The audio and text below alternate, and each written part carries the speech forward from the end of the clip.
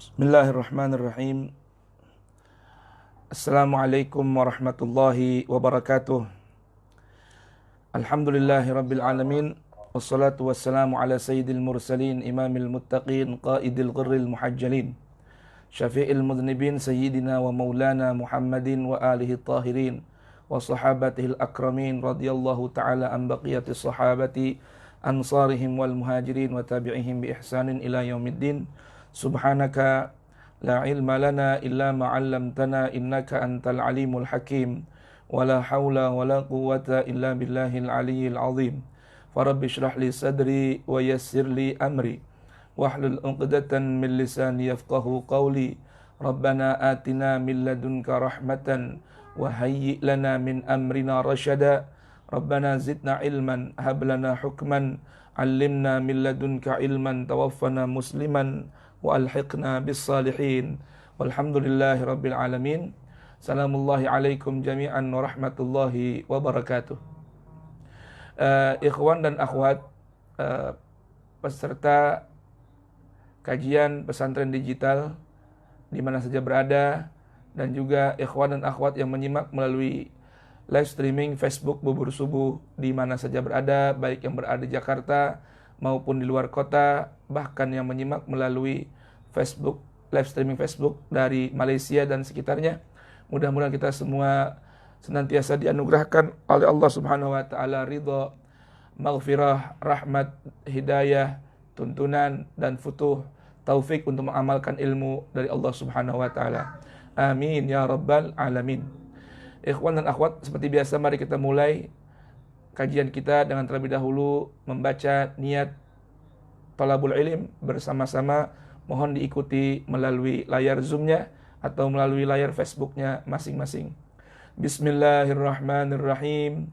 Nawaitu ta'alluma wa ta'lim wa naf'a wal intifa' wal ifadah wal istifadah wa tadhakkura wa tadhkir wal hatha 'ala tamassuki bi kitabillahi wa sunnati rasulih wa du'a ilal huda wa dalalah ilal khair ibtigha'a wajhillahi ta'ala wa ridahu wa qurbihi wa thawabih.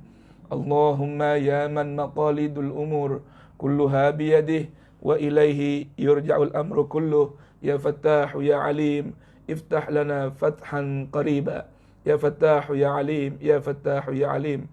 Allahumma aghnina bil ilmi wa zayyinna bil hilmi wa akrimna bit taqwa wa jammilna bil afiyah.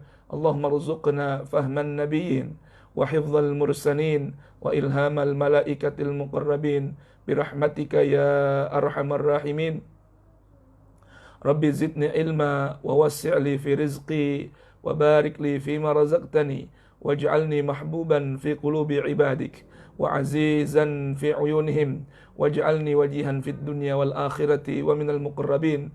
Ya kathiran nawal wa ya hasanal fi'al ya qa'iman bila zawal ya mubdi'an bila mithal falakal hamdu walakal minnah walakal syaraf ala kulli hal. Ya awwal al-awwalin ya akhir al-akhirin ya dhal quwwatil matin ya rahimal masakin wa ya arhamar rahimin. Wa sallallahu ala sayyidina Muhammadin wa alihi tahirin wa akhiru da'wana anil hamdulillahi rabbil alamin.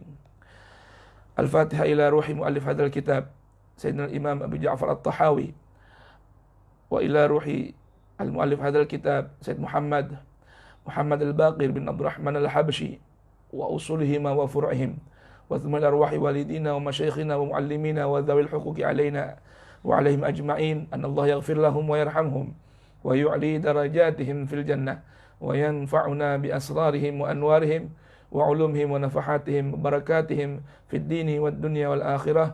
Wa ila hadratin Nabil Mustafa Muhammadin sallallahu alaihi wa alihi wa sallam. Al-Fatihah. A'udzu billahi as-sami'il 'alim minasy syaithanir rajim. Bismillahirrahmanirrahim. Alhamdulillahi rabbil alamin. Ar-Rahmanir Rahim. Maliki yaumiddin.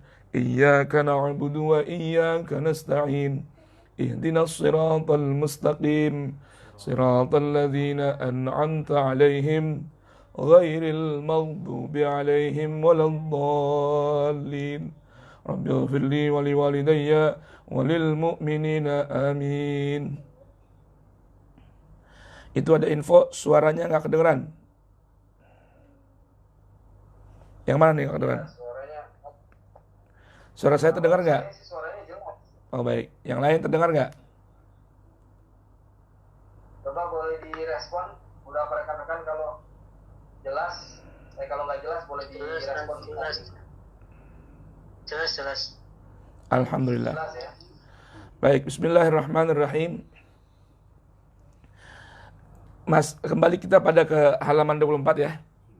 Tema kita dari kitab fikih praktis adalah masih dalam muqaddimah, yaitu kewajiban mengikuti dalil. Pada hakikatnya, para imam madhab, baik dari kalangan sahabah, kalangan tabi'in, atba' tabi'in, para imam al-mujtahidin, pada hakikatnya mereka ini para imam yang amat bijak dan luas ilmunya, itu tidak pernah mengeluarkan fatwa bahwa hanya mereka sajalah yang boleh diikuti pendapatnya. Insya Allah kita nggak akan jumpai, kalau kita membuka bermacam literatur kalamnya para fuqaha, saya yakin walaupun mungkin sanadnya dhaif sekalipun, ya, tidak akan kita jumpai bahwa ada dari para imam madhab, baik dari kalangan sahabat maupun tabi'in dan atba' tabi'in sekalipun, baik dari arah para ahli baitin Nabi maupun dari para jalur sahabat yang lainnya, tidak pernah mengeluarkan fatwa bahwa hanya mereka sajalah yang boleh diikuti pendapatnya. Saya tukilkan sebuah riwayat yang bersumber dari Al-Imam Ja'far As-Shadiq, ya, yang mana merupakan guru dari para imam madhab yang populer, yaitu Al-Imam Abu Hanifah dan Malik ibn Anas, yang mana beliau mengaji, berguru kepada Al-Imam Ja'far As-Shadiq, putra Al-Imam Muhammad Al-Baqir, putra Ali Zainal Abidin, ya, putra Al-Husain, putra Ali ibn Abi Thalib, putra dari Sayyidah Fatimah binti Rasulullah sallallahu alaihi wa alihi wasallam. Beliau mengatakan dalam sebuah ungkapan beliau, mutara hikmah beliau, idza rawaitum anni wa an Rasulillah sallallahu alaihi wa alihi wasallam. Beliau mengatakan, jika kalian menukil sebuah riwayat atau pendapat, artinya pendapat yang diriwayatkan dariku, para ahli bait, wa an Rasulillah, begitupun dari Rasulullah sallallahu alaihi wa alihi wasallam, fa'ridu ala kitabillah, maka pendapatku atau pendapat yang dinukil dari ahli baitku, orang tuaku, kakekku hingga Rasulullah, maka hadapkan itu pandangan, itu statement, itu analisa, itu riwayat ala kitabillah, di hadapan kitab Allah. Fa in wafaqahu, kalau ya, fa in wafaqathu atau wa in wafaqahu, kalau tadi riwayat itu sesuai dengan Al-Qur'an, maka fattabi'u, ikuti. Kalau enggak bersesuai, fa illam yuwafiqhu fatruku, maka tinggalkan itu semua. Itu salah satu, nanti kita tukilkan sini ungkapan para imam yang lain. Maknanya berarti tolak ukur kebenaran bukan seseorang, individu dari para kalangan imam-imam mazhab, namun kesesuaian pandangan mereka dengan Al-Quran. Al-Imam Syafi'i punya ungkapan yang populer lagi. Ya, Al-Imam Syafi'i murid daripada Al-Imam Malik, juga murid daripada Sayyidah Nafisah, ya, cucu daripada Al-Imam Ja'far As-Shadiq. Beliau mempunyai ungkapan yang populer, idza sahal haditsu fahuwa madhhabi. Idza sahal hadits fahuwa madhhabi.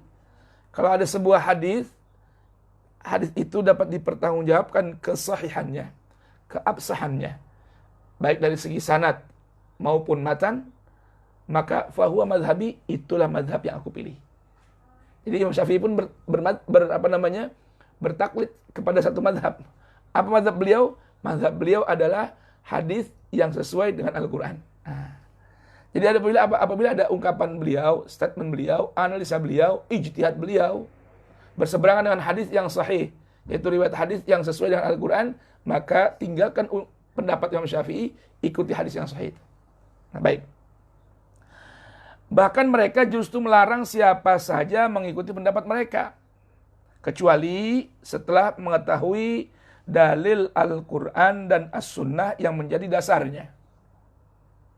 Ya, saya ulang, dan insya Allah akan sering saya ulang di dalam kajian-kajian seperti ini, bahwa dalil dalam beragama yang pertama dan utama, bahkan satu-satunya adalah Al-Quran. Begitu juga sunnah. Ya, sunnah itu apa sih? Praktikum dari Al-Quran. Praktek pengamalan Nabi dari panduan tertulis dalam Al-Quran. Itu as-sunnah. Baik, nah jika ada satu pendapat, ya, para imam, kemudian tidak sesuai dengan dalil Al-Quran dan as-sunnah, maka itu tidak bisa jadi landasan hukum. Dan seandainya ada dalil lain selain Al-Quran dan As-Sunnah, ya, bila ada dalil lain dari kedua sumber itu yang bertentangan dengan pendapat mereka, maka wajiblah meninggalkan pendapat para imam mazhab, dan wajib seketika itu mengikuti dalil dalam Al-Quran dan As-Sunnah yang memang lebih layak untuk diikuti. Nah, ini sekedar pengingat saja. Apa bahasa kerennya? Reminder ya. Reminder buat saya dan buat antum sekalian. Apa itu pengingat yang perlu diingatkan? Ketika kita sudah mengerti bahwa dalil dalam beragama yang pertama dan utama adalah Al-Quran, maka seyogyanya, seharusnya, ya, kita ini menyibukkan waktu untuk mendalami dalil yang pertama dan utama dalam beragama. Dalil yang pertama dan utama dalam beragama. Itu apa? Al-Quran. Jujur, di dunia pendidikan saat ini, ya, jujur, di dunia pendidikan. Baik, kita habis. Di dunia pendidikan saat ini, baik klasikal maupun modern, prosentase dari kajian pendalaman Al-Quran dari mulai tingkat dasar hingga tingkat akhir dibandingkan dengan kajian kitab-kitab lain selain Al-Quran, itu Al-Quran sangat sedikit prosentasenya. Sudah ada suaranya? Om? Coba buka Facebook Bubur Subuh. Suaranya masuk belum? Jadi saya ulang. Kenyataannya sekarang di pondok-pondok pesantren, sekalipun salaf, klasik, prosentase pendalaman Al-Quran dalam konteks tadabbur, tafakuh, tafahum dari bayat ilahi sangat sedikit. Anda mungkin menyaksikan hal ini, dan saya alumni pesantren salaf, ya, prosentasinya segitu, sangat sedikit. Paling hanya ada hizban, tadarusan, tahfidz setoran, tapi pendalaman, pemahaman alfazul Quran begitu sedikit. Padahal Al-Quran yang berjumlah 6.600 sekian puluh ayat, ayat-ayat di seputar ahkam yang menjadi landasan utama untuk para ahli fikih menetapkan satu hukum, ya, hukum kompilasi, itu ada antara 400 hingga 500 ayat ahkam.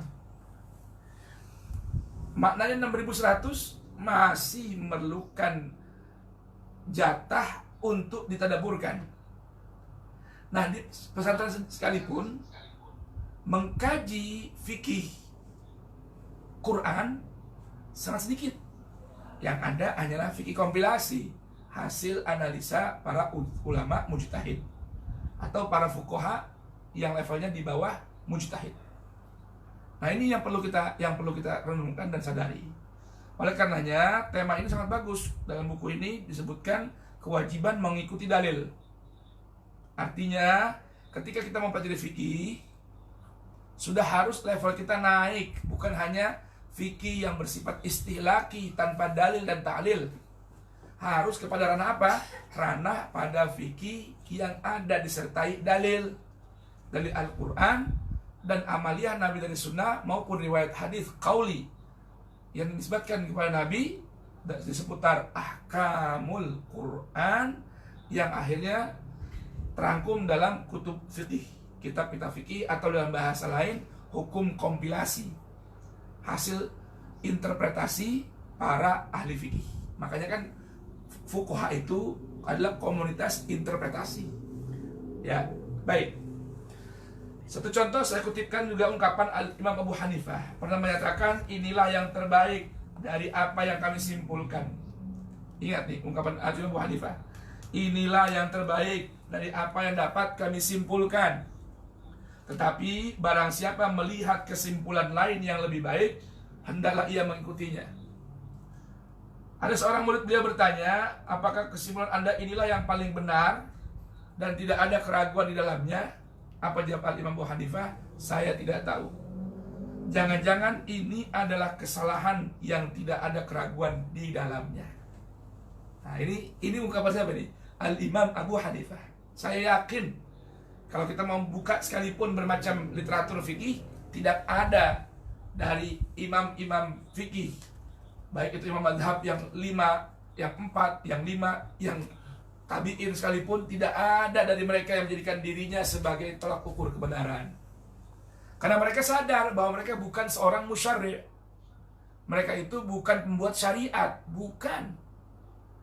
Nah, ini sekarang yang ada di tengah-tengah kita, seakan-akan imam-imam mazhab ini seorang musyarri', bahkan kalamnya muqaddas laksana Quran, ijtihadnya qat'i laksana Al-Quran. Nah, ini sebuah pemahaman yang perlu kita luruskan di seputar fikih ini. Al-Imam Abu Hanifah juga pernah menegur muridnya Abu Yusuf. Hai Abu Yusuf, apakah engkau mencatat semua apa yang aku ucapkan? Kenapa? Ada kalanya hari ini aku mempunyai pendapat tentang sesuatu, lalu besok aku berpendapat yang lain, dan mungkin esok harinya lagi aku akan mengubah pendapatku ini. Riwayatkan bahwa Harun ar-Rasyid pernah berkata kepada Al-Imam Malik, wahai Imam, biarkan aku menyebarkan kitab-kitab yang Anda karang ini ke seluruh negeri Islam, yaitu kitab Muwatta dari Imam Malik, dan mengharuskan mereka, rakyat, semua hanya berpegang pada kitabmu saja, yaitu kitab Muwatta. Baik, maka Al-Imam Malik menjawab, tidak, jangan, wahai Amirul Mukminin. Perbedaan pendapat di kalangan ulama adalah rahmat dari Allah atas umat ini. Masing-masing mereka mengikuti apa yang berkesesuaian dengan dalil yang sahih baginya, dan mereka semua beroleh hidayah serta menghendaki keridhaan Allah Subhanahu wa ta'ala. Jamaah sekalian, ikhwan dan akhwat yang dirahmati Allah, teringat sebuah hadis yang terdapat dalam Sahihain ketika Rasulullah mengutus sahabat Mu'adz ibn Jabal ke Yaman. Nah, briefing akhir sebelum beliau mengutus Mu'adz bin Jabal ke Yaman bersama Amirul Mukminin Ali bin Abi Thalib, Rasulullah bertanya kepada Mu'adz bin Jabal, wahai Mu'adz, bima taqdi idza urida alaikal qada. Wahai Mu'adz, nanti ketika engkau sampai di negeri Yaman, tempat asalmu, lalu banyak orang mohon petunjuk untuk memutuskan satu perkara, maka dengan apa kau menetapkan keputusan itu, keputusan hukum itu, ketika ada masalah yang ditanyakan kepadamu? Maka beliau menjawab, bi kitabillah, aku akan memutuskan perkara yang ditanyakan padaku dengan apa? Al-Quran. Karena memang Al-Quran memerintahkan, jangankan Mu'adz bin Jabal, Rasulullah Muhammad sallallahu alaihi wasallam diwajibkan oleh Allah dengan perintah ayat Al-Quran berulang kali. Contohnya dalam Al-Quran suratul Maidah, fahkum bainahum bima anzalallah. Wahai Rasulku Muhammad, tetapkan hukum di antara mereka, berikan keputusan hukum dengan apa? Bima anzalallah. 48. Al-Maidah 48 49 dua ayat lah ya. Iya. Ada. Wa anihkum bainahum bima anzalallah wala tattabi ahwa'ahum amma ja'aka minal haq. Di ayat berikutnya, fahkum bainahum bima anzalallah wala tattabi ahwa'ahum wahdharhum an yaftinuka am ba'di ma anzalallahu ilaik. Betul? Ini Rasulullah dalam Al-Quran diperintahkan untuk menetapkan satu keputusan yang akan beliau tetapkan dengan apa? Dengan Al-Quran. Lalu Rasulullah bertanya lagi kepada Mu'adz bin Jabal, fa illam tajid, apabila kamu gak temukan jawaban dalam Al-Quran. Ingat ya, jangan disalahpahami hadis ini. Rasulullah berkata fa illam tajid, bukan fa illam tujad. Artinya jika kamu Mu'adz belum temukan jawabannya, bukan berarti bila tidak ada jawabannya dalam Al-Quran, bukan. Tapi apa? Kamu yang tidak temukan. Apa jawab beliau? Fabi sunnati Rasulillah. Jika aku belum dapati jawaban dari Al-Quran, maka aku akan tetapkan dengan apa yang aku lihat dari amal dan perbuatan Rasulullah. Fa'ilam tajid ya Mu'adz, kalau kau tidak jumpai juga jawaban dalam as-sunnah, apa jawab beliau? Ajtahidu ra'i wala alu.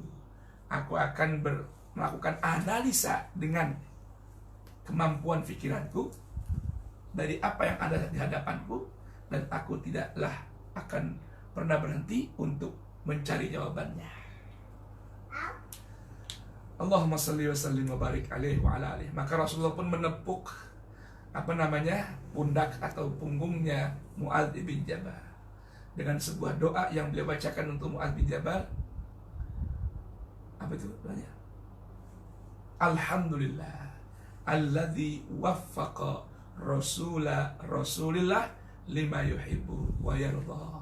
Ya, lima apa? Yuhibbuhullah atau lima yurdillahu wa rasuluh, ya, atau lima yurdillaha wa rasulah, atau kama qala sallallahu alaihi wasallam, yaitu semoga Allah Ta'ala, alhamdulillah, segala puji bagi Allah yang telah memberikan taufik kepada siapa? Utusannya Rasulullah kepada suatu yang menjadi ridhonya Allah dan Rasulnya.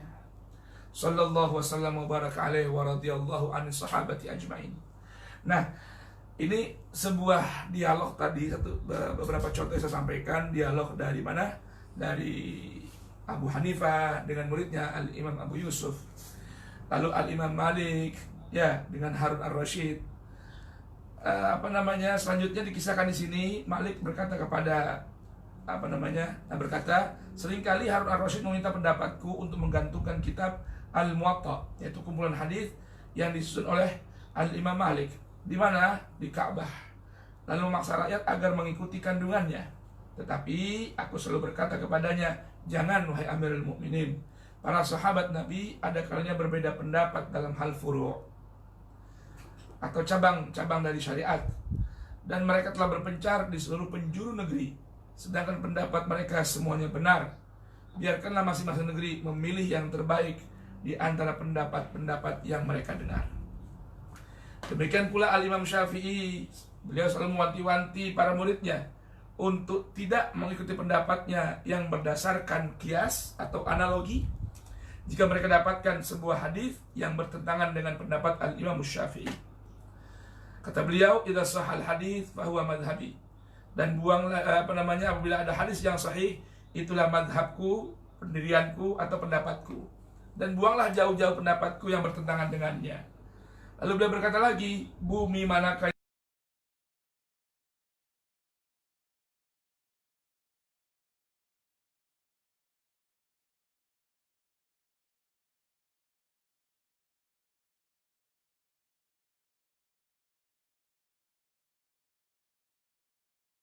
terus berkembang dan muncul baru, itu mesti dilakukan analisa atas sebuah masalah. Lalu dengan cara apa? Dengan cara menghadapkan masalah itu kepada dalil yang ada di hadapannya, yaitu dalil Al-Quran dan sunnah Nabi Muhammad sallallahu wasallam wa baraka alaih. Nah, jika ada pendapat kita, hasil dari analisa kita, lalu berseberangan dengan Al-Quran atau berseberangan dengan hadis yang sahih, tentunya semua sepakat dan paham bahwa hadis yang sahih itu intinya adalah sebuah hadis yang dari sisi sanadnya tidak ada cacat dan dari segi matanya tidak berseberangan dengan Al-Quran.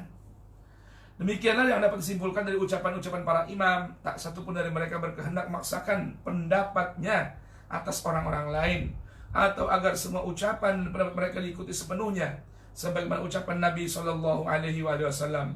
Sejauh-jauh yang mereka inginkan hanyalah berusaha mendekatkan pemahaman tentang Al-Quran dan Sunnah kepada umat. Artinya apa? Takribul mafahim al-ummah ilal Quran was Sunnah. Sudah habis ya? Oke, minum dulu. Bentar ya busuknya. Enggak, saya udah punya. Ini minta seperti apa ini?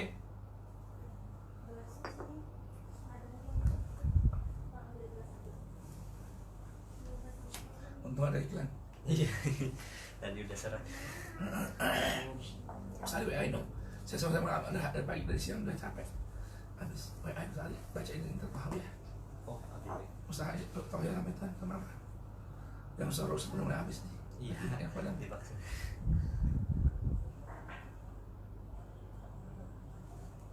Mana saya mantan pada soalnya.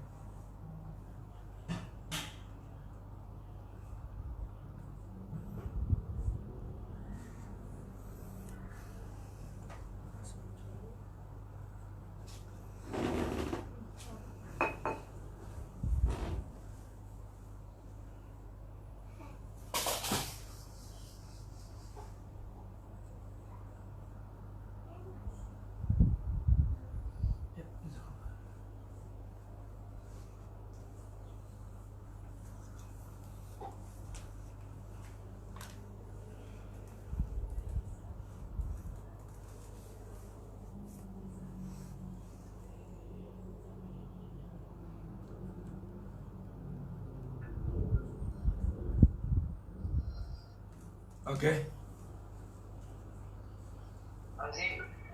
Ya, sudah masuk? Nah, sebentar dulu, kita tunggu paling nggak 15 orang. Udah. Nah, siap. Ramzi sudah? Sudah. Sudah sarap makan malam belum maksudnya? Itu si sama Sandy dia tackle semua dulu ada yang Berapa? tackle semua Bang Iya sama Sandy. Masya Allah. Ya ntar ya, yang penting maksudnya biar itu dulu aja, biar apa? Biar rapi dulu sin bagiannya. Nanti kita bayar ke Sandi aja. Nanti kita bayar ke Sandi. Sandi udah masuk, Haji. Sapi udah masuk, Sapi. Tapi udah tadi nggak masuk, kamu tadi masuk ya enggak? Yazid Yazid belum masuk juga. Rido Belum. Haziq.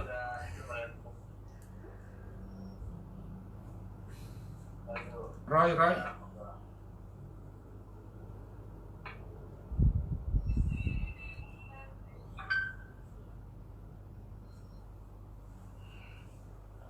Umu Hasan ikut lagi belum? Hasan belum. Umitia? Hasan sudah. Umitia sama Alwiyah?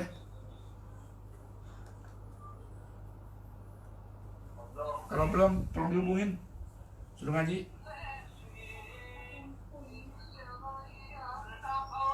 Tayyib. Putarkan lagunya, boleh? Putarkan lagunya dulu, sambil menunggu yang lain. Bubur subuh. Mulai.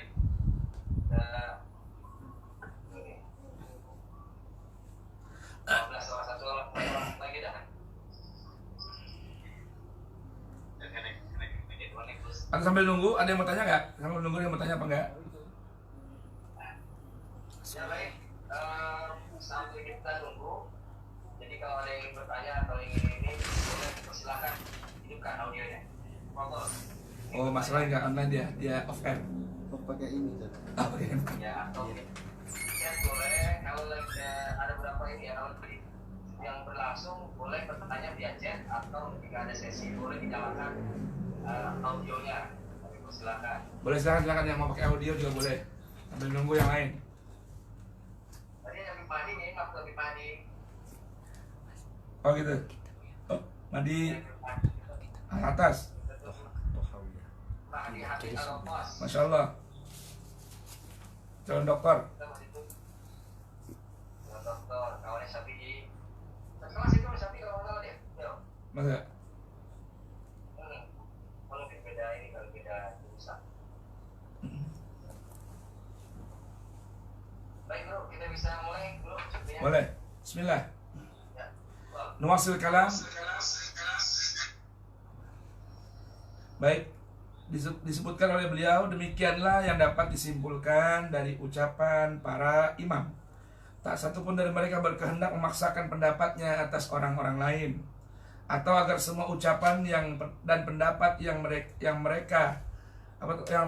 ucapan dan pendapat mereka diikuti sepenuhnya, seakan-akan ucapan mereka ini seperti ucapan Nabi ataupun seperti ucapan Allah yang suci. Mereka hanya melakukan takrib al-mafahim, ya, takribul mafahim ilal Quran was sunnah, artinya upaya pendekatan pemahaman tentang Al-Quran dan sunnah kepada umat dari sisi pandang dan kemampuan yang mereka pahami, sehingga menjadi masukan yang amat berguna bagi setiap generasi sesudah mereka dalam upaya mencapai kemaslahatan seluas-luasnya. Nah, ini para ulama ahli fikih, para mujtahid ini laksana dokter bagi umat Islam, yang mereka membuat sebuah penelitian, membuat sebuah formula yang dibutuhkan oleh umat di setiap zaman. Maka begitu datang atau begitu habis masa mereka wafat, maka hasil ijtihad mereka ini perlu dipahami, bukan kitab suci, bukan, tapi itu sebuah penelitian, ya, tentang satu masalah agama yang begitu sangat berharga, yang dapat digunakan lagi oleh para peneliti berikutnya untuk membuat analisa baru di zaman yang baru tentang masalah yang baru. Nanti perlu paham itu ya. Yang repotnya sekarang ini, ya, kebanyakan para ahli fikih atau para pelajar, para cendekiawan saat ini notabene hanya membeo, ya, hanya menukil, tidak mau menganalisa lagi kembali apakah layak dipakai lagi untuk saat ini pendapat mereka, ataukah hanya dijadikan sebuah pijakan untuk membuat formula baru, atau untuk bahan untuk menganalisa permasalahan yang baru. Bukan berarti dibuang, bukan, ya. Tapi ingat, bukan juga berarti pendapat mereka, kitab mereka itu adalah laksana Al-Quran dan As-Sunnah yang suci. Tidak. Baik. Nah, kenapa? Karena mereka benar-benar menyadari, ya, bahwa mereka sendiri tidak terlepas dari kesalahan, dan bahwa kepatuhan yang mutlak hanya khusus kepada Rasulullah Shallallahu Alaihi Wasallam. Artinya, ketika artinya ketaatan yang mutlak kepada Rasul adalah ketaatan yang mutlak dengan mengikuti risalah yang dibawa oleh Rasulullah. Ini perlu dipahami ikhwan akhwat, jika ada ungkapan seperti ini, ketaatan yang mutlak hanya kepada Rasulullah. Ini bukan berarti Rasulullah Muhammad Sallallahu Alaihi Wasallam memiliki kedudukan yang sama dengan Allah, bukan. Artinya ketaatan yang mutlak kepada Rasulullah dengan mengikuti risalah yang dibawa oleh beliau. Artinya ketaatan yang mutlak dari kerisalahan yang beliau bawa. Sebagaimana dinukil oleh Ibnu Abbas atau Malik dan lainnya. Apa kata Imam Malik, ungkapannya populer? Ya, kullun yu'khadhu minna wa yuraddu alaih illa sahibu hadzal gabar. Ya. Beliau mengatakan sesungguhnya, ya, siapapun pendapat orang itu boleh ditolak dan boleh diterima kecuali yang dibawa oleh Rasulullah Sallallahu Alaihi Wasallam. Nah, Ini kira-kira pasal yang pertama dari tema kita, kewajiban mengikuti dalil. Berikutnya, apakah sudah masuk pertanyaan? Silakan saja ditampung. Tema berikutnya, tidak ada monopoli bagi siapapun dalam menafsirkan nas, kecuali jika tafsir itu sesuai dengan Al-Quran. Menjadi jelaslah bahwa Islam tidak mengistimewakan siapapun untuk melakukan interpretasi terhadap nususul Quran, nas-nas Al-Quran yang tidak tegas ya. Paham ini? Arti nas sebenarnya adalah fahmun sarih atau qaulun sarih minal Quran ala hukmin wahid. Itu asal maknanya nas nih. Ya. Artinya apa? Ketegasan yang datang dari Al-Quran sehingga hanya menghasilkan satu hukum. Satu pemahaman yang menjadi landasan hukum. Jika sebuah nas Al-Quran, ya, atau dalam bahasa lain ungkapannya adalah qat'iyud dalalah. Namun jika ada dalam nas Al-Quran yang memang Allah Subhanahu wa taala memberikan ruang untuk orang memahami dengan pemahaman yang berbeda dari berbagai sisi, maka itu namanya adalah dzanniyud dalalah. Artinya di situ orang boleh berbeda pendapat. Nah, ini pahami nih.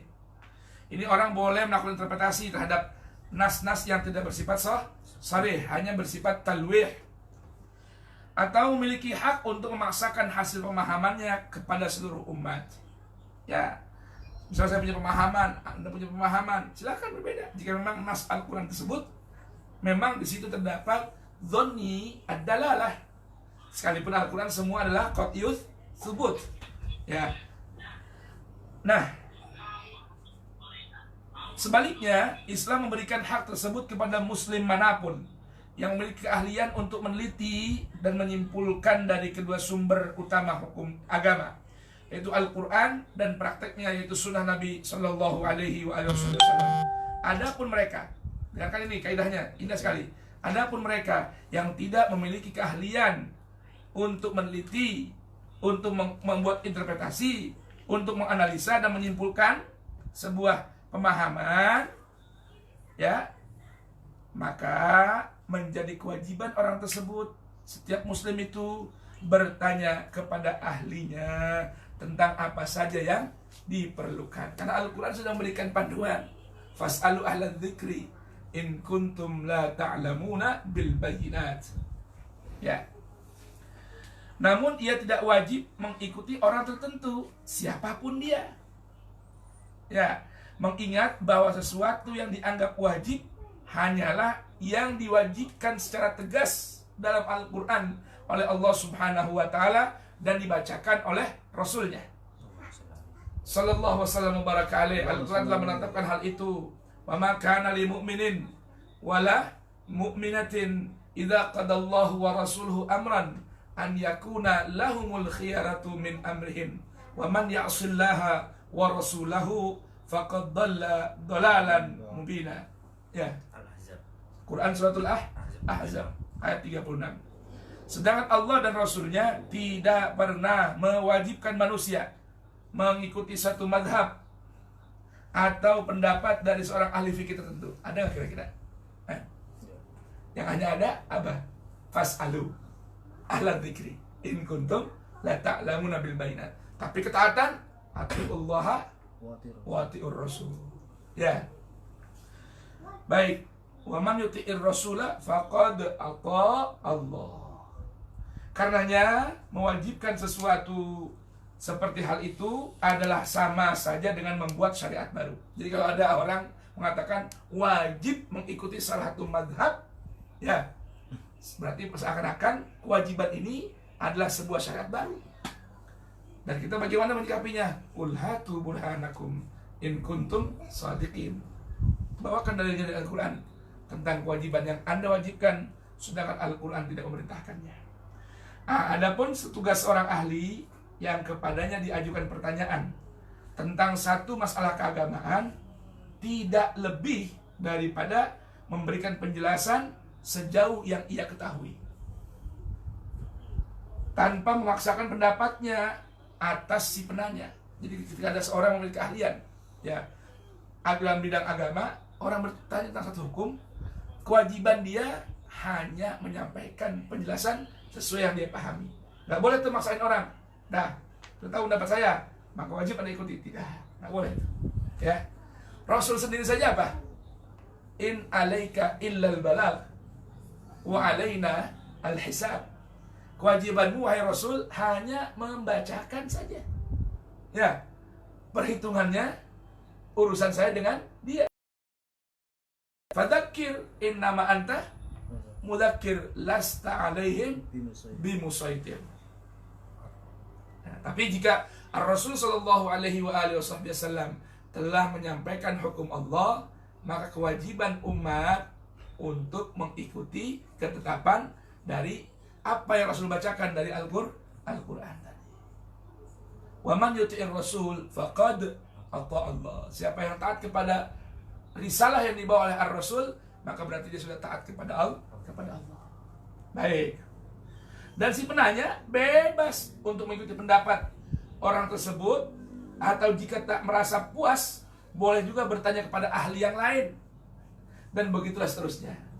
Saya bertanya pada Anda nih, satu ulama, ya, Anda punya pendapat A, saya bandingkan dengan ini yang punya pendapat B. Anda hanya punya kewajiban menjelaskan. Anda juga mau ikut, Anda boleh ikut ini juga, juga boleh. Nah, kebiasaan seperti ini di kalangan umat Islam telah berjalan sejak bertahun-tahun. Tapi tahun-tahun pertama sepeninggal Rasulullah, rakyat awam bertanya kepada siapapun di antara para sahabat yang dianggap memiliki pengetahuan tanpa terikat dengan pendapat tertentu. Tuh di zaman siapa tuh? Di zaman sahabat. Kemudian pada abad kedua dan abad ketiga Hijriah, mereka bertanya kepada tokoh-tokoh tabi'in, dan setelah itu kepada para tabi'in, dan begitulah seterusnya sampai kepada generasi keempat, yaitu imam-imam madhab, ya, yang populer di kala itu di kalangan Ahlus Sunnah, contohnya Abu Hanifah, Malik, Syafi'i, Ahmad bin Hanbal, ya. Begitupun Ja'far as-Shadiq. Sementara itu kelompok-kelompok muslim yang lainnya bertanya pula kepada para ahli ilmu dari kalangan mereka. Nah, ini perlu dipahami ya. Kenapa tidak ada monopoli bagi siapapun dalam memahami nas Al-Quran. Baik, ada pertanyaan kira-kira? Ada? Boleh bacakan aja. Bacakan. Bacain banget. Ada pertanyaan kan? Baik, bismillah. Ada pertanyaan dari saudara Hafiz Syafro. Assalamualaikum Ustaz, Anda ingin bertanya, bagaimana tanggapan Ustaz bagi orang-orang yang menyuarakan tidak perlu bermahzab?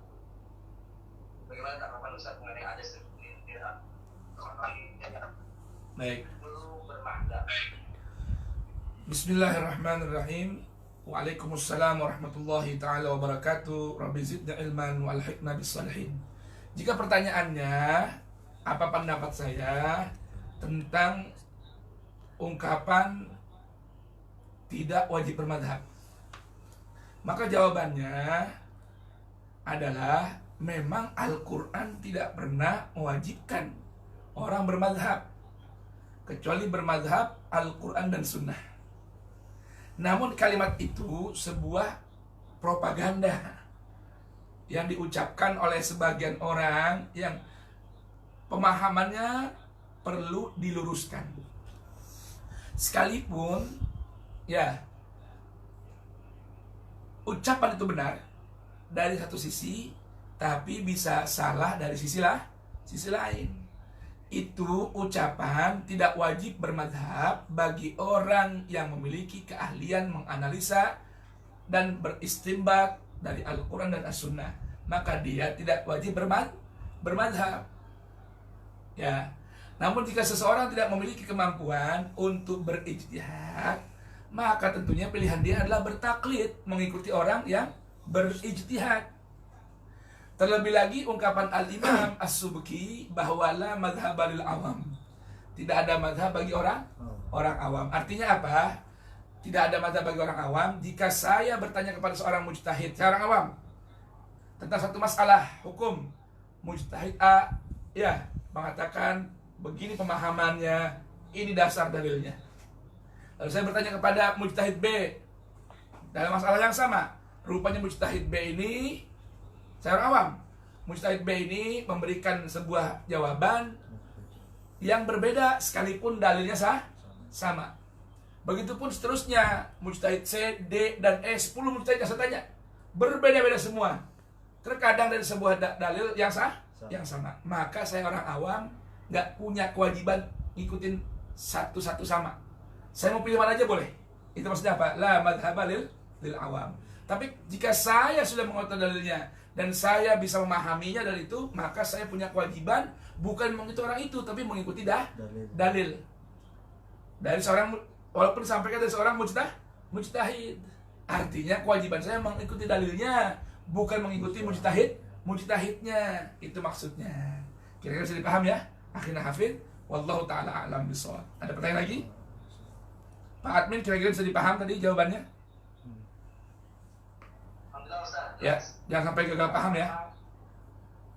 Ya, nah ini memang penting ya dalam artian agar pemahaman ini, terutama yang baru gabung-gabung nih, Ustaz, takutnya ntar dianggap bahwa dia mengajarkan kita nggak perlu berbahasa mengajarkan kita nggak bahasa langsung ke Al-Quran, langsung ke hadis. Nah ini juga sebenarnya ucapan seperti bola mata pisau juga nih, Ustaz. Waduh, bahasanya rumah atau pisau. Atau ungkapan kerennya kalimatu haqqin urida bihal batil.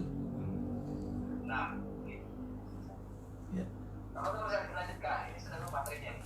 Ya, baik. Berikutnya, ini mohon maaf ya, suara saya emang hari ini lagi agak apa namanya? Serak demek ya. Bukan basah, demek. Maka tadi saya udah minta tolong untuk Ustaz Ali nanti menyampaikan kajian syarah Aqidah Tahawiyah karena emang ini suara udah dipaksain sedikit. Jadi mohon maaf ini ya. Doakan aja semoga sehat selalu. Terlebih lagi nanti mau syuting. Baik. Berikutnya kita pindah tema pada tema berpindah dari satu mazhab ke mazhab lainnya. Perhatikan ini. Terus memilih salah satu mazhab di mazhab lain ya. Ini paling tidak dari sisi kita yang notabene mengikut pemahaman Ahlus Sunnah wal Jamaah ya. Dan bahwa dalam melaksanakan ajaran agama ia tidak boleh melakukan sesuatu kecuali atas dasar mazhab yang telah dipilihnya. Betul tidak? Ini kan sudah ramai nih statement ini. Akan tetapi rupanya tidak semua fuqaha berpendapat seperti itu. Ini sebagian doang, cuman ini yang populer. Nggak boleh kecuali ngikuti apa? Nggak boleh, bahkan nggak sah. Udah berapa? Nggak sah setelah sholat kecuali mengikuti salah satu mazhab 4. Akan tetapi tidak semua fuqaha berpendapat seperti itu. Ada ungkapan populer yang menyatakan bahwa, ada yang saya sampaikan dia, ungkapan Imam Subki, la madhab lil awam, bahwa orang awam tidak mempunyai madhab. Karenanya boleh saja mengikuti madhab manapun juga. Hal ini mengingat bahwa kewajiban bermadhab, ingat ya nih kaidahnya, hal ini mengingat bahwa kewajiban bermadhab hanyalah bagi yang memiliki pengetahuan tentang dalil-dalil. Yang nggak ngerti dalil namanya madhab melu-melu, bukan malu-malu ya, melu-melu, madhab ikut-ikutan. Atau yang ungkapan lain, mazhab buat orang awam yang tidak mengenal dalil adalah mazhabnya guru. Artinya gurunya yang ajarkan dia begitu, ya itu mazhabnya. Misalnya kita yang notabene orang NU belajar tentang fikih sholat dari seorang guru yang apa? Yang mengajarkan sesuai kitab fikih dalam yang populer dalam mazhab Syafi'i ataupun Syafi'iyah. Maka mazhab kita bukan Syafi'i. Mazhab kita apa? Si guru tadi. Iya, mazhab kita si guru tadi. Dan tidak sedikit guru fikih itu pun dia nggak ngerti kaidah mazhab. Karena yang tahunya apa? Hanya buku fikih yang sudah jadi, atau dalam bahasa lain hukum kompilasi di antara buku-buku fikih yang ada di tengah-tengahnya. Baik. Oleh sebab itu, seorang awam yang tidak paham tentang dalil-dalil yang dijadikan dasar penyimpulan hukum wajib bertanya kepada siapa saja yang ia kehendaki. Baik si alim itu bermadzhab Hanafi, Syafi'i, Maliki, ataupun yang lain. Dalam hal ini, Syekh Mahmud Shaltut, ya, beliau punya kitab namanya Al-Islam, Aqidah wa Syariah. Ketika masih memangku jabatan sebagai Syekhul Azhar di Kairo, Mesir, pernah mengeluarkan fatwa yang dimuat dalam majalah Risalatul Islam nomor 3 tahun 11 sebagai berikut.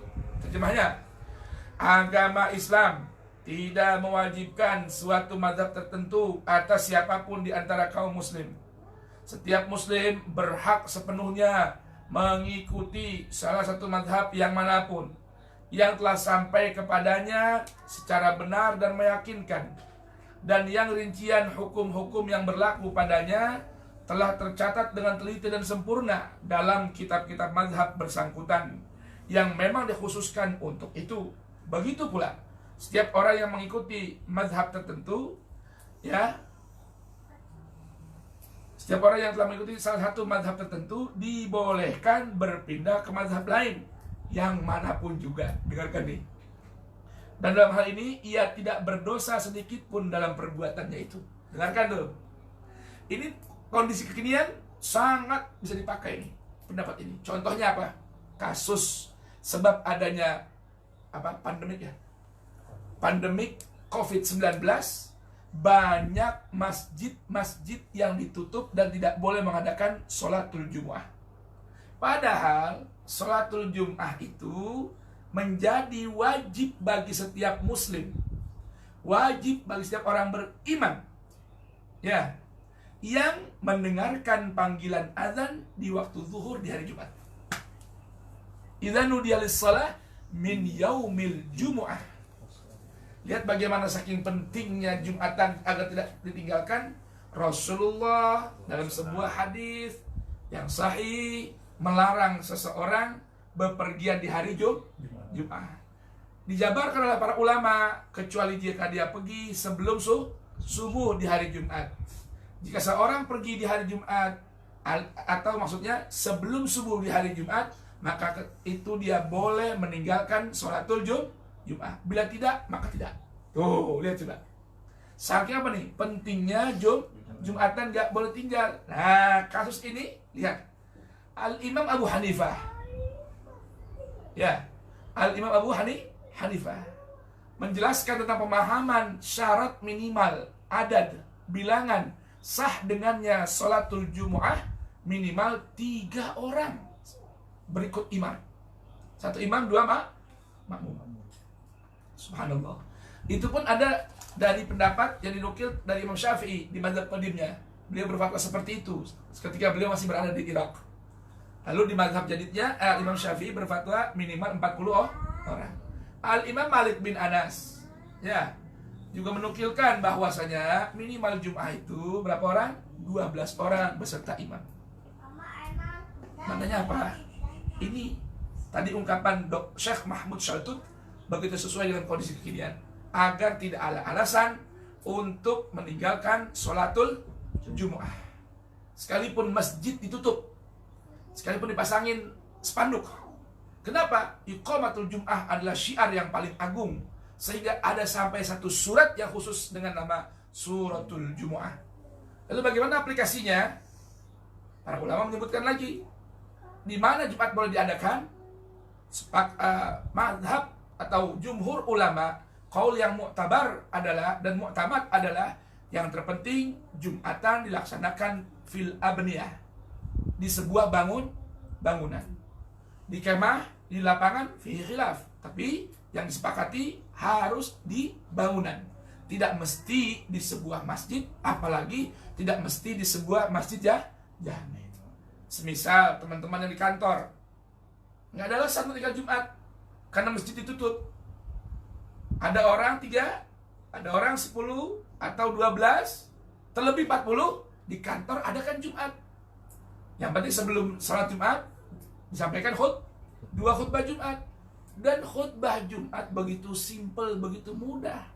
Rukun-rukunnya disampaikan para ulama fikih, begitu simpel. Apa yang wajib disampaikan? Hamdalah. Apalagi syahadatain. Apalagi selawat buat Nabi. Apalagi wasiat takwa. Selesai sudah khutbah yang pertama. Khutbah yang kedua sama rukunnya, hamdalah. Kemudian syahadatain, selawat buat Nabi, wasiat takwa, ditambahkan baca ayat dan doa. Selesai khutbah Jumatnya. 1 dan 2. Laksanakan sholat Jumat 2 rakaat. Jangan karena masih ditutup diganti dengan zuhur. Walaupun ada pendapat seperti itu, tapi inilah pendapat yang perlu kita pahami, menyikapi perbedaan di atas tema berpindah dari satu mazhab ke mazhab yang lain. Oh, nggak bisa, kita nggak bisa di mazhab Syafi'i. Kalau nggak 40 orang nggak bisa Jumatan. Siapa yang bilang? Emang pendapat Imam Syafi'i itu syariat? Pendapat Imam Syafi'i adalah hukum interpretasi. Syariat berlandaskan Al-Quran. Al-Quran memerintahkan idza nudiya lis-shalah min yaum al-jum'ah. Apabila ada panggilan azan berkumandang di hari Jumat, waktunya adalah masuknya waktu zuhur, maka semua orang yang mendengarkan nida wajib menjawab panggilan dalam melaksanakan sholatul Jum'ah. Syekh Abdurrahman Al-Jaziri, seorang ulama Mesir, menegaskan dalam bukunya Al-Fiqh ala Madzahibil Arba'ah jilid 4 halaman 341 antara lain sebagai berikut. Di antara kaidah usul yang telah ditetapkan adalah bahwa bertaklid kepada seorang mujtahid tidaklah wajib. Dengarkan tuh. Bertaklid kepada seorang mujtahid tidaklah wajib. Karenanya tidak wajib berpegang pada pendapat seorang mujtahid tertentu. Bahkan dibolehkan bertaklid kepada mujtahid manapun di antara para mujtahid dari kalangan umat Islam berkaitan dengan satu pendapat yang disebutkan kepadanya dengan syarat secara sahih. Ya. Dan sehubungan dengan dibolehkannya mengikuti sesuatu pendapat dari mazhab yang berlainan dengan mazhab seorang demi memperoleh keringanan, di bawah ini kami nukilkan peristiwa yang menyangkut kisah Sayyid Ahmad Zaini Dahlan, mufti mazhab Syafi'i di kota Mekah. Tentunya sebelum Mekah dikuasai oleh apa? Hijaz. Mekah dikuasai oleh apa? Bangsa Al-Saud seperti sekarang ini. Artinya dalam masa apa dulu? Konsep khilafah terakhir yang dipimpin oleh gubernur Mekah, yaitu Syarif Aun. Ya. Adapun setelah dikuasai oleh Al-Samud itu ya, nah itu berbeda sekali. Ya. Baik. Pada satu hari, tadi pertanyaan ada terlintas tuh di tulisannya. Ini jawabannya sudah di buku ini, dengarkan aja. Ya. Ukuran pindah mazhab itu dobitnya bagaimana? Nah itu sudah, dengan memahami ini sudah bisa langsung jawab lagi ya. Baik, pada satu hari beliau keluar dari rumahnya untuk melaksanakan sholat subuh di Masjidil Haram. Pada waktu kota Makkah penuh sesak dengan jamaah haji. Ini kisah, walaupun bukan dalil ya. Ini kisah namanya bukan dalil, namanya apa? Syawahid atau syawahid lil istihnas. Buat nyenengin doang. Ini bukan dalil. Dalil harus berdasarkan apa? Al-Quran dan As-Sunnah. Ketika sudah dekat dengan masjid, karena beliau bertugas mengimami saat itu, secara tidak sengaja ia menginjak kaki seekor anjing. Saking anjing kaget, loncat itu anjing dan merobek bajunya. Maka Sayyid Ahmad Dahlan bergumam, la haula wala quwata illa billah. Gelisah dia, pulang atau bagaimana? Kalau pulang, orang kasihan nunggu sholat. Ada satu riwayat, ini malah bukan subuh nih, sholat Jumat di musim panas. Kalau pulang ke rumah kira-kira gimana? Jamaah nunggu lama gak? Lama. Kalau sekarang mah ada AC-nya, Masya Allah. Ia hampir saja pulang untuk membersihkan kaki dan bajunya dari bekas gigitan anjing tersebut. Namun ia mengurungkan niatnya itu dan berkata kepada dirinya sendiri. Kan beliau mufti Syafi'i ini. Berarti mazhab Syafi'i bagaimana? Kalau ada pakaian yang digigit anjing, harus dicuci 7 kali basuhan, salah satu dengan debu, atau pulang ganti baru. Beliau mengatakan, jika saya pulang sekarang, saya akan ketinggalan kesempatan bersolat jamaah di Masjidil Haram bersama khalayak yang demikian banyaknya. Perhatikan, sungguh anjing ini adalah setan yang akan menghalangi aku dari memperoleh kesempatan yang amat berharga itu. Artinya apa? Beliau sholat tanpa mengganti pakaian yang robek digigit anjing, tanpa juga membasuhnya 7 kali basuhan, salah satunya dengan debu. Karena hanya mazhab Syafi'i yang mewajibkan itu. Ya, begitu. Bagaimana yang lain? Apakah suaranya juga putus-putus? Tidak. Yang putus-putus mungkin sinyalnya kurang bagus. Ya. Atau mungkin ganti providernya. Lalu ia segera masuki masjid dan bersolat subuh tanpa mengganti pakaian. Padahal beliau seorang mufti mazhab Syafi'i. Ia mengetahui dengan pasti bahwa menurut mazhabnya itu ia wajib mencuci bajunya serta kakinya yang digigit anjing sebanyak 7 kali basuhan, salah satunya dengan air yang bercampur dengan tanah. Kemudian peristiwa itu diceritakan kepada murid-muridnya.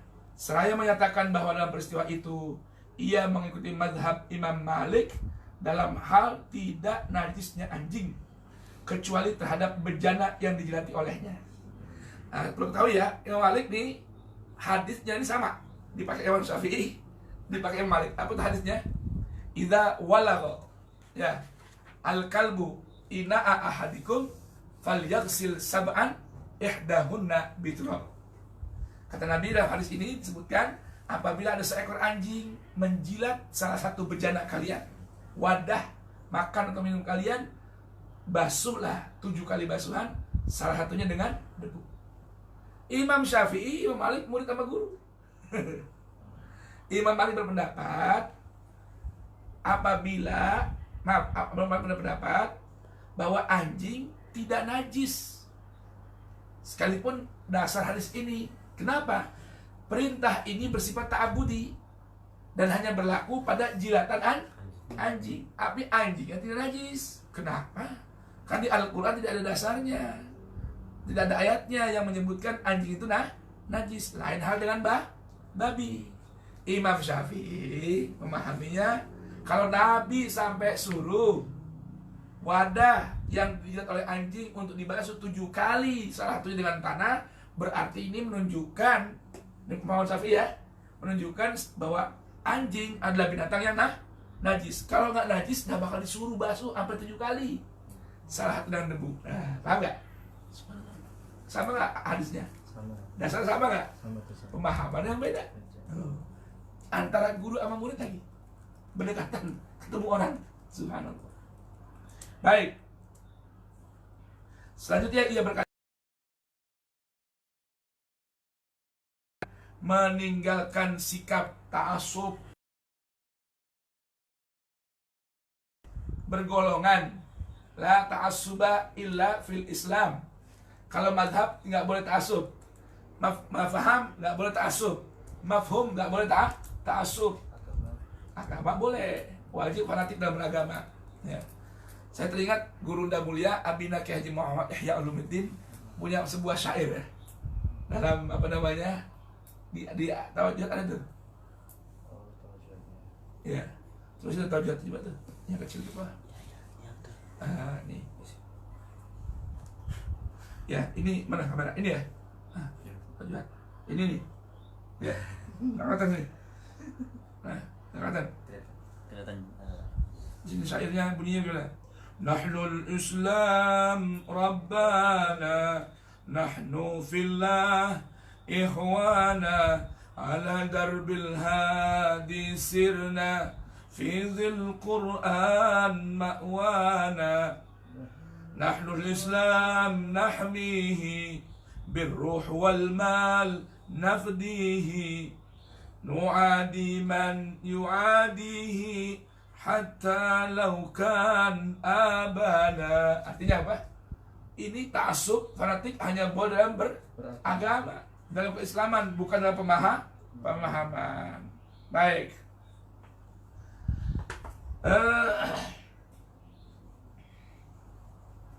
Sedangkan agama adalah dinul yusr.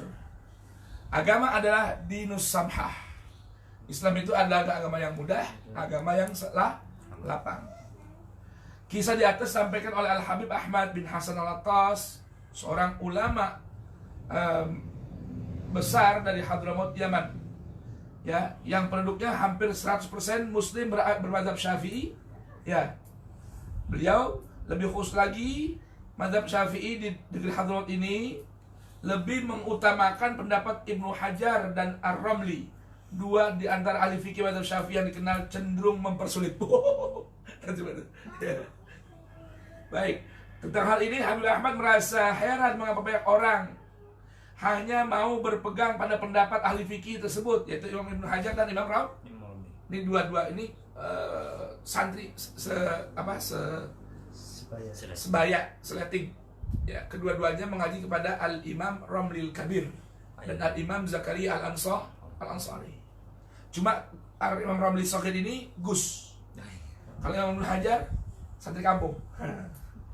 Karena ayahnya itu Ramli Kabir pernah menjadi Syekhul Azhar. Baik. Nah ini memang dikenal Imam Ibnu Hajar sama Imam Ramli ini apa namanya dalam ranah fikih mazhab Syafi'i ini terkenal terlalu apa? Ihtiyat. Kalau bahasa beliau cenderung mempersulit. Ya.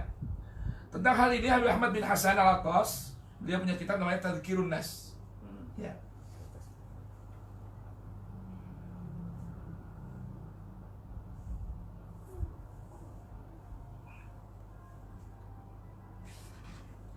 Bahkan di antara ungkapan beliau ini dikenal dengan ketika apa namanya para habaib, para ulama di Hadramaut bertanya kepada beliau. Ini Habib Ahmad bin Hasan adalah murid daripada siapa? Said Ahmad Zain Dahlan. Habib Hasan Al-Attas ini murid daripada siapa? Said Ahmad Zain Dahlan. Bahkan saya mendapat cerita dari guru-guru saya bahwa Habib Ahmad bin Hasan ini dari pemahaman fikihnya sebenarnya sudah layak menjadi mujtahid mutlak. Habib Ahmad bin Hasan Al-Attas. Beliau belajar di kota Mekah kepada Said Ahmad Zaini Dahlan. Ya, wafat tahun 1334 Hijriah. Dan subhanallah, ini boleh cerita dikit ya, nggak apa namanya. Saya mendapatkan keberkahan beliau secara langsung. Dan apa? Allah ijabahkan doa saya yang kepengen banget punya anak laki-laki dengan doa, dengan menggunakan doa yang dibaca oleh Habib Ahmad bin Hasan. Ketika juga beliau belum punya anak laki-laki, jadi beliau lahir anak perempuan terus pengen punya anak laki, beliau punya sebuah gubahan doa. Doanya, Ya Rabbi habli ba'da husnil maghfirah. Habis sudah. Hah? Oke, sebentar ya. Ya Rabbi habli ba'da husnil maghfirah dzurriyyatan minal banin ashrah fi ifatin wa sihhatin wa maisarah waj'alhum minal hudatil bararah ahlil qulubit tahiratin nairah bihaqqi taha wasadah ar-rijal ashrah wasadati ahlul bait wa rijalil ashrah. Baik, iklan dulu ya sebentar.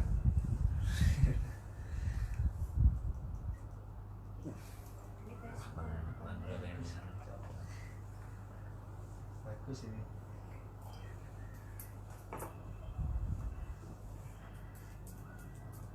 Tadi tak bantu. Ya, sama tak bantu. Film. Jadi, apa dia soal pertanyaan apa besok? Ada pertanyaan. Apa? Mau tanya Ustadz, bagaimana Ustadz menanggapi fatwa yang sudah disampaikan MUI bahwasanya sholat Jumat diganti zuhur? Lalu pertanyaan selanjutnya, bagaimana perbedaan pendapat ulama mengenai fikih sholat? Dimulai gerakan sampai bacaan. Ulama mana yang harus kita ikuti? Pertanyaan terakhir, apakah umat Islam wajib hukumnya untuk bermazhab tersebut? Waalaikumsalam. Itu satu aja cakep itu. Siapa tahu nih mau punya anak. Mau tambah apa anak laki-laki gitu maksudnya? Atau mau tambah istri? Nah itu yang penting. Emang berani?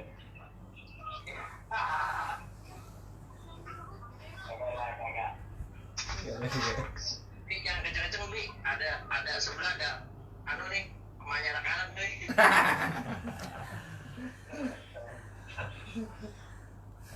Sudah nyambung semua belum? Oh, belum nih. Pengingatnya udah habis nih. 15 orang lah. 12 orang. Ini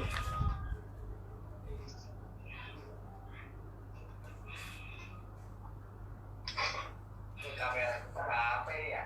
Ngomong ini. Apa tuh kamera kenapa? Ya, zoom is aneh berpikir.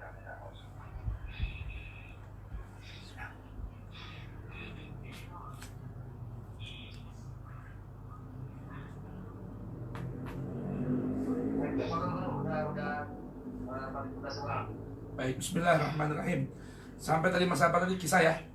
Kisah yang berlaku pada saya tentang keberkahan Al-Habib Ahmad bin Hasan Al-Taus. Ya. Artinya saya pribadi merasa memiliki hubungan yang sangat kepengen selalu dekat dengan Habib Ahmad bin Hasan Al-Taus, walaupun saya nggak pernah ketemu beliau. Beliau wafat pada tahun 1334 Hijriah, ya, di bulan Rajab, dan hari wafatnya, tanggal wafatnya adalah tanggal lahirnya putra saya, yang Allah anugerahkan dengan keberkahan doa yang beliau wiridkan. Jadi Habib Ahmad bin Hasan sekian lama belum punya anak laki-laki. Bukan berarti nggak senang anak perempuan, karena tentunya nggak ada yang menjadikan ganti khalifah beliau. Nah, beliau menggubah sebuah doa, mungkin saya ulang di sini ya. Doanya berbunyi, Ya Rabbi habli ba'da husnil maghfirah dzurriyatan minal banin ashrah fi iffatin wa sihatin wa maisarah waj'alhumu minal hudatil bararah ahlil qulubit tahiratin nayyirah bihaqqi taha wasadati ahlil bait warijalil ashrah. Itu doanya. Mungkin bisa direkam ya, atau dicatat ya. Kalau memang nanti itu tolong admin diketik, di-share di grup ya. Baik, tadi menyikapi itu Al-Habib Ahmad bin Hasan ini mengatakan beliau merasa heran mengapa banyak orang yang hanya mau berpegang pada pendapat kedua ahli fikih tersebut saja, yaitu Imam Ibnu Hajar dan Imam Ar-Ramli. Ya. Bukan ahli fikih yang lain yang pendapatnya lebih meringankan. Siapa gerangan yang menyatakan bahwa, kata beliau, siapa gerangan yang menyatakan bahwa tidak boleh berfatwa kecuali sesuai dengan pendapat Ibnu Hajar dan Ar-Ramli. Bahkan ada ungkapan beliau nih yang termasuk populer ya. Ketika setiap ada orang bertanya lalu mengungkapkan komentar, ketika beliau menjawab, misalnya ada jawabannya A, lalu ada orang yang berkomentar, ya Habib, Ibnu Hajar yaqul fi kitabih Tuhfah kada wa kada. Artinya Ibnu Hajar, maksudnya Ibnu Hajar Al-Haytami. Ya. Apa jawab Habib Ahmad bin Hasan? Beliau jawab, anta batatba Ibn Hajar wala Ibn Bashar. Paham nggak? Kamu mau ikutin anak batu apa anak manusia? Jadi yang wajib diikutin Ibnu Hajar, anak batu, apakah Ibnu Bashar, anak manusia? Artinya, kata beliau gini, adakah ayat Al-Quran atau hadis Nabi yang menyatakan seperti itu? Bahwa hanya boleh mengikuti fatwanya Ibnu Hajar dan Ramli saja. Luaskanlah ilmu kalian dan biarkan siapa saja beroleh manfaat dari keluasan ilmu. Teringat juga ungkapan Sayyidil Walid Al-Imamul Habib Abu Yazid Muhammad bin Alawi bin Abbas Al-Maliki. Beliau mengatakan, man kathura ilmuhu qalla inkaruhu 'alan nas. Ya, orang yang banyak ilmunya akan sedikit ingkarnya pada perbedaan yang ada di hadapannya. Maknanya sebalik mafhumnya bagaimana mafhumnya? Kalau orang ilmunya sedikit, cirinya bagaimana? Mudah sekali ingkar atas perbedaan yang nggak sama dengannya, nggak sependapat dengannya.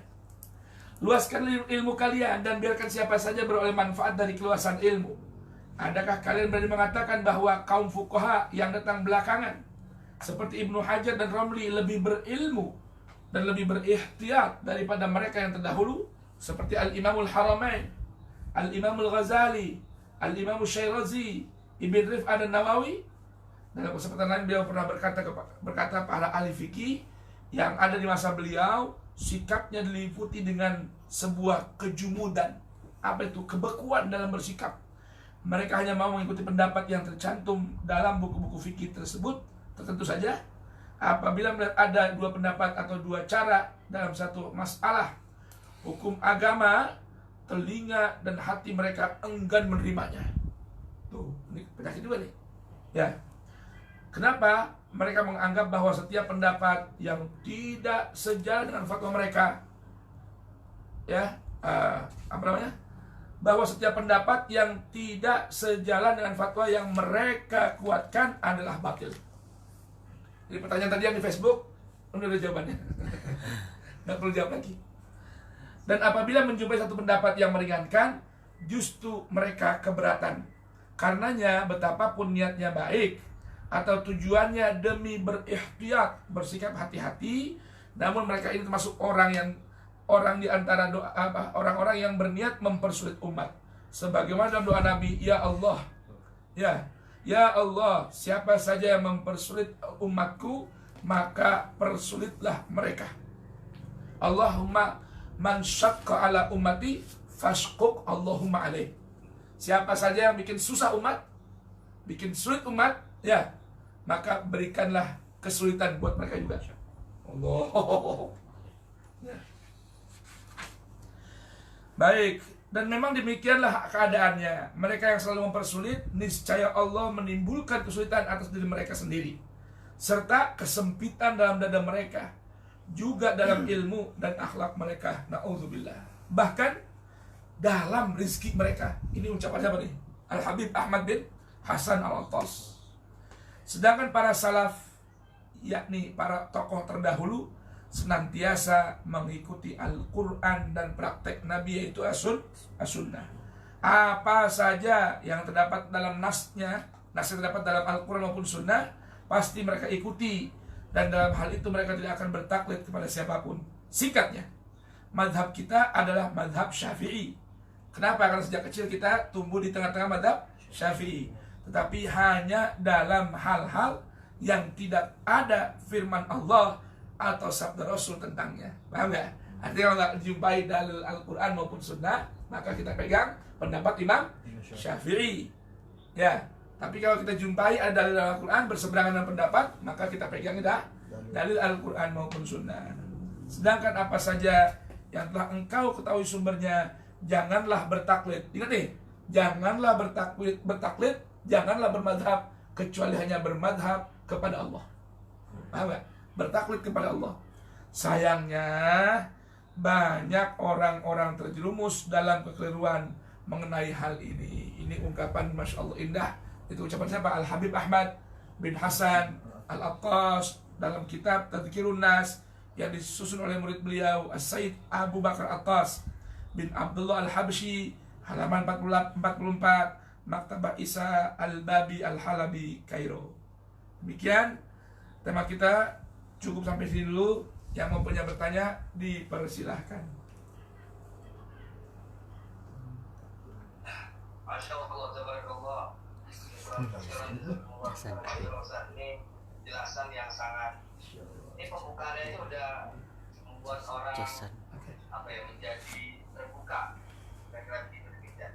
Bahwa dan ini memang maklum di kalangan kita masyarakat awam bahwa madhab itu menjadi salah satu dogma, kalau nggak mau bilang sebagai doktrin, bahwa seseorang itu wajib, katakan wajib untuk memilih salah satu madhab tersebut. Padahal sebagaimana tadi yang Guru katakan bahwa menukil pendapat Imam Syafi'i bahwa orang awam itu sebenarnya tidak bermadhab, hanya madhab tentunya. Ya, baik. Rekan-rekan sekalian. Sebelumnya, maaf Pak Admin, tolong definisikan dong bedanya dogma sama doktrin. Dogma sama doktrin. Dogma itu maksudnya apa? Jenis anjing apa? Dogma. Dok. Tapi ada sesi berikutnya. Ada pertanyaan nggak? Apa pertanyaan? Dogma keyakinan tertentu gitu. Jangan tinggi-tinggi, biasanya Abi mah orang Lekaran itu lekaran. Dogma baik. keyakinan tertentu yang tidak dibantah. Ada satu Rekan-rekan santri ataupun para santri yang ingin bertanya atau bahkan kalau dari Hafiz Saputra. Ya nggak apa-apa, namanya belajar kita diskusi. Assalamualaikum Ustaz. Afwan nanya lagi. Sampai mana batasan perbedaan antara intiqalul mazhab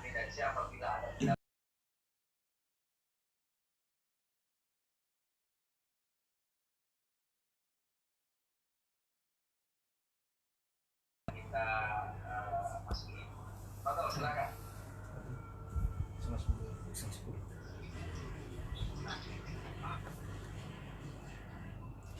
Dibuka aja speakernya mikrofonnya, kali mau ada yang nanya langsung.